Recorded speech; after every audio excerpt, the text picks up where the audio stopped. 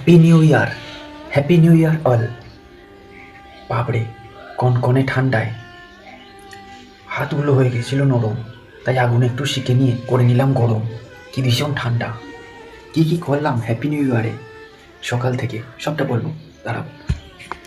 সকালে উঠি দেখি প্রচণ্ড ঠান্ডা, ফেটে গেছে স্ক্রিন, তাই লাগিয়ে নিলাম ঝটপট একটু বোরোলিন। তারপর মাটিতে দিলাম পা এবং খেলাম এক কাপ চা। হয়ে গেল শরীরটা একটু গরম। তারপরে দেখতে গেলাম মাটিতে মাটিতে দিলাম পা, চারিদিকে কুয়াশা। দেখতে গেলাম বাবা মহাদেবকে, দেখলাম কেমন আছে ঠান্ডায় বাবা মহাদেব। জিজ্ঞেস করলাম, বাবা কেমন আছো? বলে, আমি আছি, তুই নিজের খবর রাখ আগে।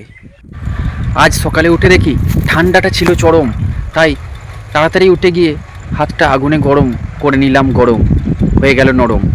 তারপর বিছানায় শুয়ে শুয়ে ভাবি কখন পাবো এক কাপ চা।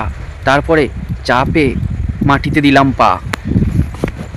যেহেতু আজ 1 জানুয়ারি, তাই সবাই করতে যাচ্ছে ঘোরাঘুরি, সবার আছে তাড়াতাড়ি, আর আমার কিসের বাড়াবাড়ি। আমি তো সেই মাটিতেই দিই গড়াগড়ি।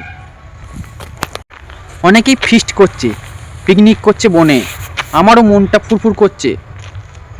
কি করা যায় বলো, উপায় নাই কোনো কারণে। তাই ওইসব ভাবতে ভাবতে যখন ডায়েরি আর পেন নিয়ে করছিলাম খেলা, হঠাৎ হাতের মধ্যে কলমটা ফুটে গেল। খুব একটা জ্বলন হলো। কি করি ভেবে না পাই, তখন দেখি সামনে একটা আশ্চর্য মলম কাকা গেল। ডেকে বললাম, ও কাকা, একটা মলম দাও। দিল একটু আশ্চর্য মলম, লাগিয়ে নিলাম একটুখানি। যেহেতু ঠান্ডাটা ভালোই ছিল, তাই ফাটছিল আমার স্ক্রিন, তাই হালকা করে কিছু না ভেবেই লাগিয়ে নিলাম বোরোলিন। বাড়ির থেকে বেরিয়ে দেখি ওরা, ওই যে বন্ধুরা করছে পিকনিক, করছে টলমল। আমি বুঝিয়ে গেলাম খেয়েছে বোধহয় অ্যালকোহল আর জল। তোমরা সবাই ভালো থেকো, নতুন বছর আনন্দ করো, হ্যাপি নিউ ইয়ার সকলকে জানিয়ে দিও।